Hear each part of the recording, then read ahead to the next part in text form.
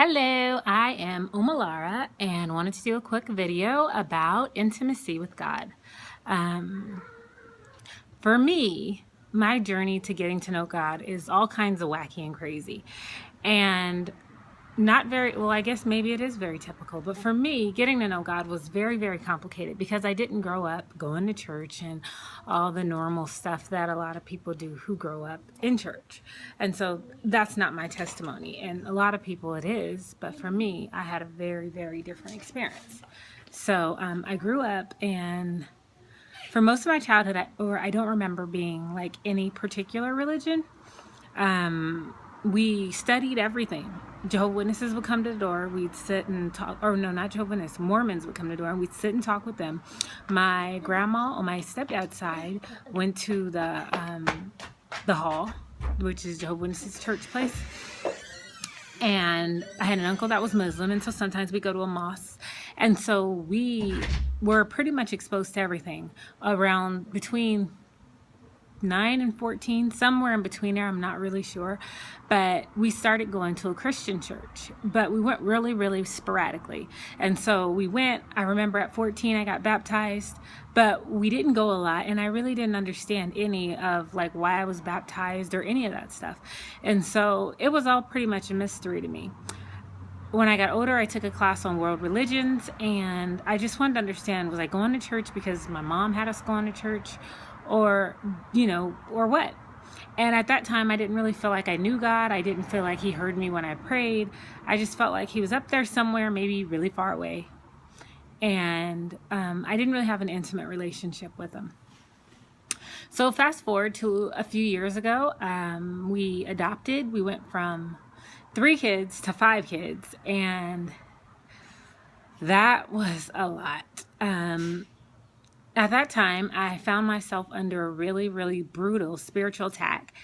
And it was like the enemy was beating me up all the time, basically telling me I wasn't a great mom, that I couldn't handle it, and all this stuff that made me feel pretty much like the worst person in the world. And so put it back in there. You don't bring it to me and ask for it. If you want it, you have to ask for it first, and then I'll send you to get it. If you bring it, you're not going to get it. Shut the door. Oh, sorry. But yeah, so I was going through this horrible spiritual attack, and it was like the enemy was just shooting these darts at me left and right, telling me that I was worthless and my family would be better off without me. It was like the horrible, horrible stuff. And so I ended up, the depression got so bad that I ended up not being able to get out of bed. And not being able to get out of bed because, shut the door. Not being able to get out of bed because my whole body hurt so bad. Like, it was like my back hurt, my arms hurt. I felt like this heaviness on my chest. I was in so much pain. And so I couldn't get out of bed. So I grabbed my Bible, and I knew that the solution was in the Bible. Not really, I went to the doctor, and they were talking about depression, and I was like, I don't know what you're talking about, like that's not it at all, kind of deal. I ended up with this horrid headache that was just constant, and it was like, I couldn't do anything, and everything was falling apart around me. My house was a mess. Now I had 5 kids instead of 3, and my husband was at work all the time. So it just felt like my situation was pretty much hopeless. And so I started reading the word, and I pretty much, for at least a few months, I was pretty much in the bed, not doing a whole lot of anything, but reading the word. And I would read the Psalms because somebody had told me that that's really good for depression. And I would pray and talk to God. Didn't really have much else to do when your whole body hurts and it hurts to walk. And so that was me during that phase of my life. Shut the door. You're letting air out. So that was me during that phase of my life. And it was really, really, really, really, really, really challenging. But I'm so thankful for it, and I wouldn't trade it for anything because that's where I met God. And I really, really got to know God at that stage. So one day, and so how that happened for me and how it happens for everybody is going to be different. So never, ever compare your journey or how God speaks to you or whatever to another person. Because sometimes we hear other people say how, God showed up for them, and we're looking for God to do that with us. But we're all unique and we're all different. And God speaks to us all differently. But so for me, I was in the bed, and one day I was just praying these phony prayers. And when I say praying these phony prayers, it's when you're saying stuff that is not, how your heart really feels. And it was just like, oh God, if you could do this, blah, blah, just like, it was like I didn't even care. And so I was talking and I felt absolutely nothing. And, and I just kept praying. And I was like, you know what? I'm going to sit here until God shows up and he tells me something. And so I sat in the room and I just kept talking to God, nothing. And then I got frustrated and I started crying. And, and after I started crying, I started screaming. And I was kind of screaming at God. And I'm like, where have you been? Where have you been? Like, why, where were you when this was happening? Why did you let this happen to me? I had all these questions and I didn't realize, I guess I was kind of angry at God because a lot of really hard things had happened in my life.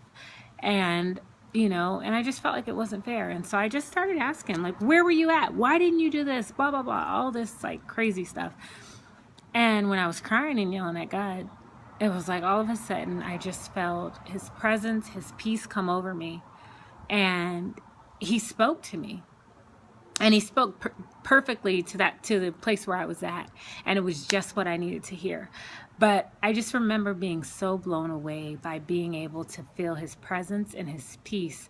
And it just flooded me. And I was just crying hysterically because it felt like something I had never felt before. And it was like he had met me in that just broken place. And he just started, reassuring me.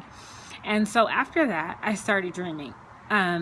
I don't remember dreaming a whole lot before. I do remember a little bit before that I had got a book and I had started asking God to speak to me through dreams. I didn't think much of it and, whatever. But after that, I noticed that I started dreaming.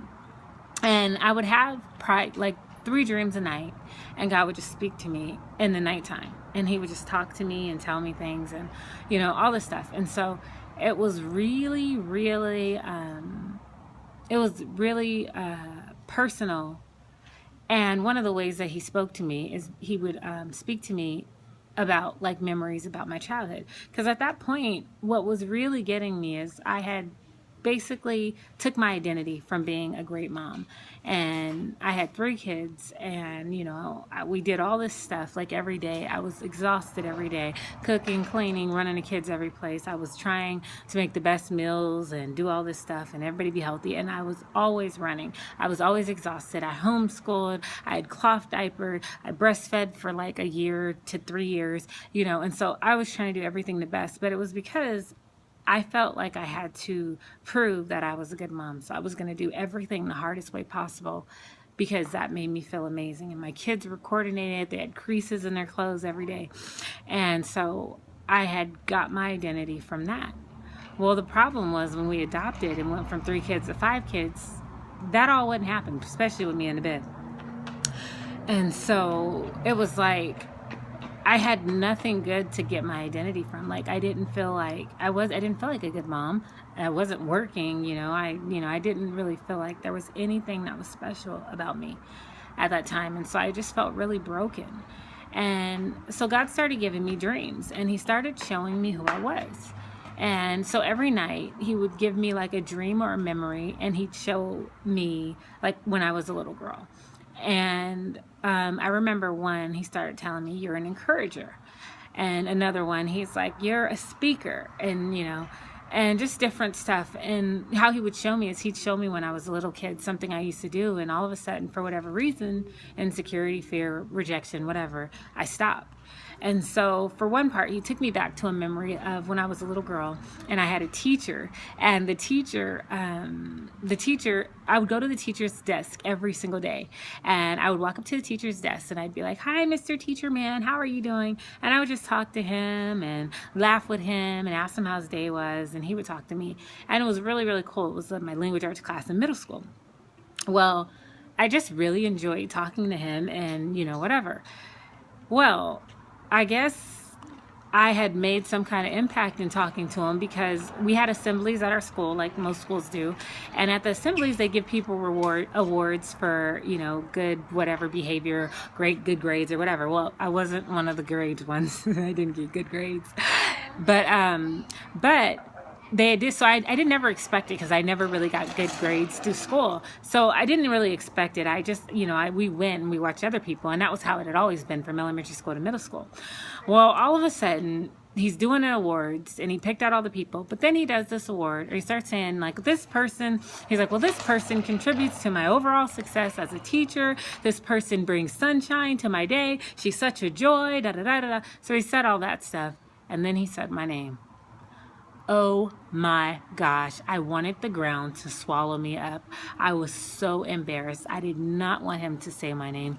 It really, I was so upset. It ruined everything for me. I had to get up in front of all the kids at our school, and I wasn't a popular person. I was teased a lot. And I had to get up in front of all the kids in my school and give my words. As I walked up there, I heard people snickering. I heard people laughing at me. It seriously humiliated me. And I don't know, that memory, it made me not, want to have tension drawn to me. Well, now this probably will help you understand, but in the 5th grade, I broke my 2 front teeth, and so my teeth were really messed up, and they kind of had like a V, and so there's a lot of jokes people made, like vampire and stuff like that. And so because of that, I really avoided drawing attention to myself, not answering questions in class, anything that would make people look at me. And here goes my teacher making this big old deal about me. So after that, I would not stand in front of the class ever. I wouldn't walk up to the front of the class and talk to the teacher ever. After that, I was done. I was so embarrassed. I was so humiliated. I did take my reward, and I think they gave you like a Dr. Pepper with it or something. But I think it was probably like one of the first rewards I had received in school.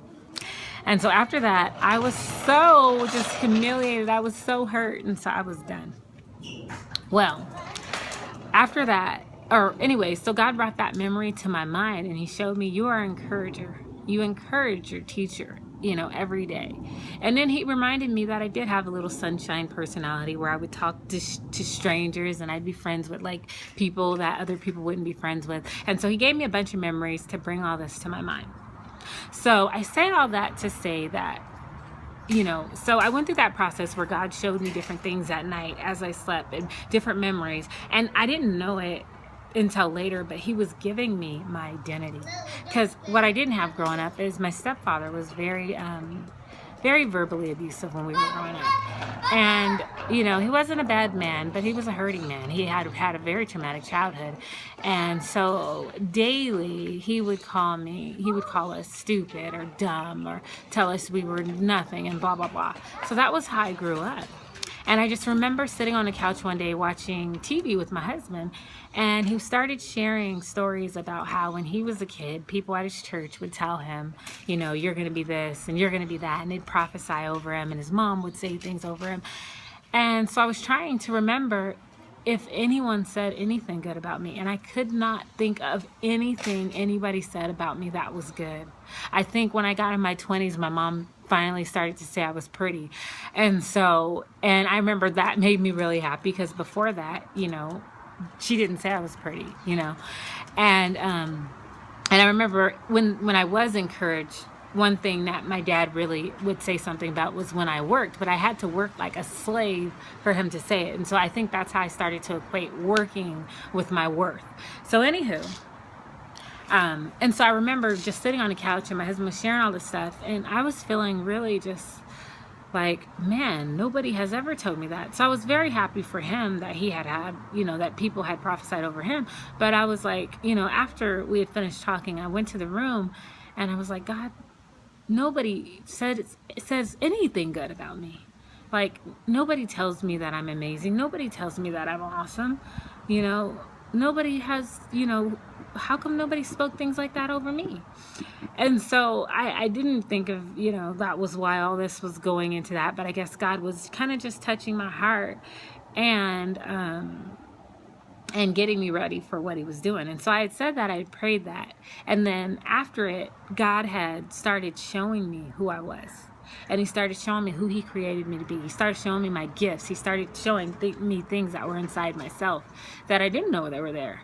And so I would go to sleep, and I'd play the Psalms too at night because that was really helping with the depression. I'd listen to it, and he would talk to me, and he'd speak to my heart, and he would just tell me. I remember Psalms 103 was a huge one for me because it's like it had two parts that really touched me, and it was his love is like the heavens are.